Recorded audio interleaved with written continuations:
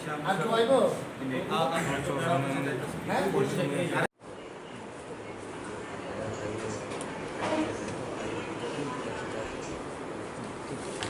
इस press conference में Tripura state के प्रेसिडेंट हमारे सत्यजीत दास, वर्किंग प्रेसिडेंट आनंदा जी देववर्मा, जनरल सेक्रेटरी हमारे जितेंद्र देववर्मा और अन्य नेतागण इस जगह पे है।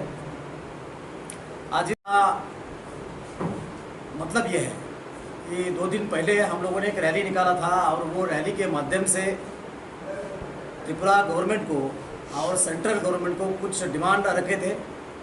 रिपब्लिकन पार्टी ऑफ इंडिया ये डॉक्टर बाबा साहेब अम्बेडकर जी के संकल्पना से चलने वाली रिपब्लिकन पार्टी ऑफ इंडिया है।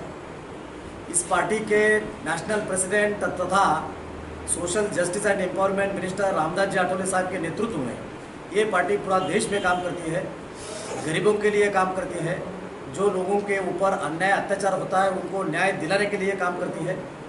सम्माननीय रामदास जी आठवले साहब के माध्यम से जिस देश में जो लोगों की, चाहे कोई भी समाज हो, कोई भी कम्युनिटी हो, कोई भी जात धर्म पंथ प्रांत हो, उनकी कुछ समस्या है उसके बारे में संसद में एवरी टाइम क्वेश्चन पूछे जाते हैं और उसका निराकरण किया जाता है। और उसी के तहत Republican party of India Tripura जनता के लिए, आम नागरिकों के लिए उनकी समस्या के बारे में जानने के लिए हम लोगों ने कुछ सर्वे किया था। उसके बाद में कुछ एरिया को विजिट भी किया था। उसके आधार पर हमारे सामने जो भी त्रिपुरा वासियों की जो भी समस्याएं है, आगे जाके रिपब्लिकन पार्टी ऑफ इंडिया ये दल त्रिपुरा वासियों के लिए, त्रिपुरा जनता के समस्याओं को लेके बड़ा आंदोलन खड़ा करने वाली है। और अभी तक इस देश में अमृत महोत्सव मनाया जा रहा है, तो स्वतंत्रता का 75 ईयर होने के बावजूद भी हमारे त्रिपुरा जनता को अभी तक फंडामेंटल राइट्स भी नहीं मिले हैं। और सभी भारत देश में रहने वाले ईच एंड एवरी पर्सन को, हर जाति धर्म के किसी भी लोगों को अपने उन्नति करने का अधिकार है। लास्ट 75 ईयर में हमें हमारे सर्वे से पता चला कि यहाँ के त्रिपुरा में रहने वाले रहवासियों का उन्नति हुआ नहीं है, ना एजुकेशनली, पॉलिटिकली, सोशली, सभी अंगों से अगर हम लोग देखते हैं तो बहुत ही बैकफुट में नजर आते हैं। तो उनका डेवलपमेंट होना चाहिए। इसलिए हम लोगों ने त्रिपुरा स्टेट गवर्नमेंट को भी बहुत सारे डिमांड्स, हम लोगों ने 44 डिमांड्स रखे थे। उसके बाद में सेंट्रल गवर्नमेंट को भी रखे थे। उसमें से बहुत ही इम्पोर्टेंट कुछ थिंग्स थे, जैसे कि मुझे लगता है कि 1989 को TTADC ये ऑटोनोमस काउंसिल बन गया था। और TTADC ऑटोनोमस काउंसिल बनने के बाद 89 से मतलब आज तक 35 ईयर से ज़्यादा टाइम हो गया। 35 ईयर के बाद भी TTADC बनने के बावजूद उसको डायरेक्ट फंडिंग नहीं हुआ। स्टेट गवर्नमेंट के अंडर से फंडिंग होता है, उसके नोडल ऑफिसर उनको हैंडल करता है। और इसी वजह से हमारे नज़र में ये आया है कि वहाँ कुछ भी डेवलपमेंट नहीं हुआ है। तो हम ये मांग करते हैं कि एक तो TTADC को डायरेक्ट फंडिंग कीजिए, अगर वो आपको पॉसिबल नहीं है तो इसको टेरिटोरियल काउंसिल में बदला के, रिपब्लिकन पार्टी ऑफ इंडिया की ये मांग है कि ये TTADC को टेरिटोरियल काउंसिल में बदला के डायरेक्ट फंडिंग सेंट्रल गवर्नमेंट से उनका डेवलपमेंट के लिए आना चाहिए। और ये क्योंकि अगर 35 साल में उनका डेवलपमेंट नहीं हुआ तो 100% उनको निगलेक्ट किया जाता है। और हम इसलिए हमारे यहाँ के स्टेट गवर्नमेंट के ऊपर भी भरोसा है और उसके बाद में सेंट्रल गवर्नमेंट भी बहुत अच्छा तरह से काम कर रहा है। उनसे हमें बहुत बड़ी उम्मीद है। सम्माननीय मोदी जी के माध्यम से देश में बहुत सारा विकास का बदलाव आ रहा है। हम चाहते हैं कि यहाँ की ट्राइबल कम्युनिटीज़ हो, चाहे कोई भी समाज, जनरल कम्युनिटी हो, उनका रियल मायने में यहाँ के लोगों का डेवलपमेंट हो, सभी अंगों से उनका उद्धार हो। लेकिन कुछ बाबी के ऊपर हम लोग इंटेंशन देना चाहते हैं। सेंट्रल गवर्नमेंट के साथ में कुछ जो रिटर्नीज लोग आए उनके साथ में MOU भी हुआ था। ये हमारा दूसरा बहुत इंपॉर्टेंट क्वेश्चन है। उन लोगों ने केंद्र सरकार के ऊपर भरोसा रखे, स्टेट गवर्नमेंट के ऊपर भरोसा रखे, उन्होंने अपना जो सिस्टम चल रहा था वो बंद करके वो लोग रिटर्निस्ट बन गए। उन्होंने यहाँ आके अपना सादा जीवन जीने का मार्ग स्वीकार किया है। तो उनको जीने का अधिकार है, उनको उनके समस्या का निराकरण करने का दायित्व, कर्तव्य स्टेट गवर्नमेंट का है, सेंट्रल गवर्नमेंट का है। लेकिन वो लोगों ने MOU उनके साथ होने के बावजूद भी तकरीबन आज मुझे लगता है 2004 में ऐसा कुछ तो हुआ था। तो 2004 के बाद में उन लोगों को फंडामेंटल राइट्स उनके नहीं मिले अभी तक। जो एमओयू में लिखा था सेंट्रल गवर्नमेंट में, वो भी समस्या का निराकरण नहीं हुआ है। तो इसलिए ये लोग नाराज है और रिपब्लिकन पार्टी ऑफ इंडिया में बड़ी तादाद में वो लोग हमारे पास में आ रहे हैं। और वो भारत देश के नागरिक है, उनको जीने का अधिकार है, उनको उन्नति करने का अधिकार है।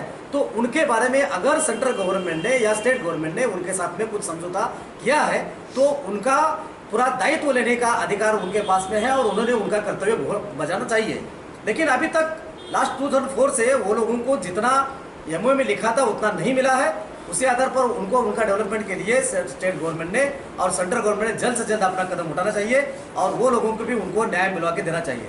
रिपब्लिकन पार्टी ऑफ इंडिया सभी गरीबों के लिए, सभी जाति धर्म के, सभी विकर सेक्शन जो इकोनॉमिकल विकर सेक्शंस के लिए, सभी के लिए उन्नति करके आगे बढ़ने का लिए रिपब्लिकन पार्टी ऑफ इंडिया उनको मदद करती है। सेंट्रल गवर्नमेंट से रोजगार, स्वयं रोजगार के माध्यम से बहुत सारी स्कीम्स, मुझे तो लगता है कि मैंने बहुत सारे नॉर्थ ईस्ट रीजन में दिया है तो बहुत सारी स्कीम्स निकाले, लेकिन त्रिपुरा स्टेट में बहुत सारी स्कीम्स अभी तक यहाँ दिखाई नहीं देती है। तो मैंने यहाँ स्टेट गवर्नमेंट को, यहाँ के सीएम साहब को, यहाँ के केंद्रीय मंत्री जी को, दीदी को जाके मिलकर मैं आया, उनको बताया। तो ये लोगों ने यहाँ के रोजगार, स्वयं रोजगार के लिए, यहाँ के युवाओं के लिए जो बेरोजगार है उनका डेवलपमेंट करने के लिए उनको अगर रोजगार नहीं दे सकते, लेकिन स्कीम के माध्यम से, स्वयं रोजगार के माध्यम से यहाँ इंडस्ट्रीज लाके वो लोगों का डेवलपमेंट करना जरूरी है। आप लोगों ने उसके ऊपर ज़्यादा से ज़्यादा ध्यान देना चाहिए, नहीं तो रिपब्लिकन पार्टी ऑफ इंडिया की तरफ से रोजगार, स्वयं रोजगार निर्मित के लिए तीव्र आंदोलन किया जाएगा। यहाँ के बेरोजगार लोगों को जब तक न्याय नहीं मिलेगा, रिपब्लिकन पार्टी ऑफ इंडिया वो सभी लोगों के साथ में रहेगी और उनका आवाज़ बन के स्टेट में और सेंटर में अपना काम करेगी। आपका शुभ नाम? मैं Vinod Nikalje, observer, north east India, Republican party of India करने की सोच रही है। हमारे उतना 20 सीट के ऊपर हमारी तैयारी है। तो आपने टीटीएडीसी की आप लोगों ने जो टीटीएडी जो डिमांड की है, उस डिमांड के बारे में आप लोग अपना बीजेपी पार्टी के साथ कुछ बातचीत हुई है? ये हमारा डिमांड है। बीजेपी के पार्टी के साथ में हम लोगों ने अभी परसों रैली जो निकाला था, वो रैली के आधार पर हम लोगों ने 44 डिमांड्स रखे हैं। उसमें टीटीएडीसी का भी डिमांड है। उसमें हम लोगों ने ये कहा है कि ऑटोनॉमस काउंसिल तो है, autonomous council as a 6 schedule के अनुसार आसाम में भी है, यहाँ भी है। तो यहाँ का स्टेट गवर्नमेंट का दायित्व होता है कि किसी ऑटोनॉमस काउंसिल को फंडिंग करके ज़्यादा से ज़्यादा उनका सभी अंगों से उनका डेवलपमेंट होना चाहिए। लेकिन अभी 35 ईयर्स आई थिंक हो गया है, तो टीटीएडीसी के माध्यम से लोगों का उन्नति तो नहीं दिख रहा है। तो इसको अगर डायरेक्ट फंडिंग होता है, हम क्या इसके ऊपर ऑब्जेक्शन नहीं लेना चाहते, लेकिन अगर ऐसा नहीं होता है तो डायरेक्ट फंडिंग करना चाहिए, नहीं तो टेरिटोरियल काउंसिल का दर्जा दीजिए और वो दर्जा के आधार पर सेंट्रल गवर्नमेंट से। वो बात नहीं कर रहा। मेरा जानना है कि आप लोगों ने जो अपना डिमांड है, यस, हम लोगों ने डिमांड रखा है। वो डिमांड लेके बीजेपी के साथ सीधे कुछ बातचीत हुई? सीधे हमारी बातचीत नहीं हुई। हमारे रैली के माध्यम से हम लोगों ने 44 डिमांड रखा था, वही हम लोगों ने सामने रखा है, वो उसके ऊपर डिस्कशन करेंगे। आप लोगों का एलआई पार्टी है? हमारी अलाई पार्टी है जरूर, लेकिन अलाई पार्टी होते हुए भी अगर कुछ समस्या है, लोगों में प्रॉब्लम क्रिएट हो रहे हैं, तो हम लोग बताना हमारा कर्तव्य है। और अगर वो लोग नहीं करते तो रिपब्लिकन पार्टी ऑफ इंडिया उसके लिए आंदोलन खड़ा कर सकती है। गवर्नमेंट का सीएम के साथ की कुछ बातचीत हुआ? नहीं, स्टेट गवर्नमेंट के सीएम के साथ में हमारा इस बारे में कोई बातचीत नहीं हुआ है। हमारे रैली की तरफ से हम लोगों ने डिमांड रखा है, अगर वो हमें बुलाता है डिस्कस करने के लिए तो जरूर रिपब्लिकन पार्टी ऑफ इंडिया का सिस्टम उनके पास में जा सकता है। यहाँ पे आप लोगों ने 12 दिन का टाइम दिया है प्रेस रिलीज में, ये सब डिमांड फुलफिल करने के लिए। आज से ना? आज से। अच्छा, और दूसरी बात, डिमांड फुलफिल करें या फिर डिमांड के ऊपर चर्चा करें? डिमांड फुलफिल करें या फिर नहीं हुआ तो आप लोग को आसाम अगरतला हाईवे जैम करा। ये सिक्योरिटी का प्रॉब्लम क्या है? सिक्योरिटी का तो प्रॉब्लम ये है कि देखिए, हम जो जाते हैं ना इंटीरियर एरिया बोलिए, जिधर भी जाए उधर भी तो प्रॉब्लम ऑलरेडी चल रहा है। जो सेव करने के लिए, प्रोटेक्शन करने के लिए, जैसा मिजोरम में है, जैसा मणिपुर में है, उसके बाद में अरुणाचल प्रदेश में है, वैसा ही हमारे त्रिपुरा में लागू किया जाए। तो इसके बारे में डिस्कस करके स्टेट गवर्नमेंट और सेंट्रल गवर्नमेंट ने उसके ऊपर उपाय ढूंढा।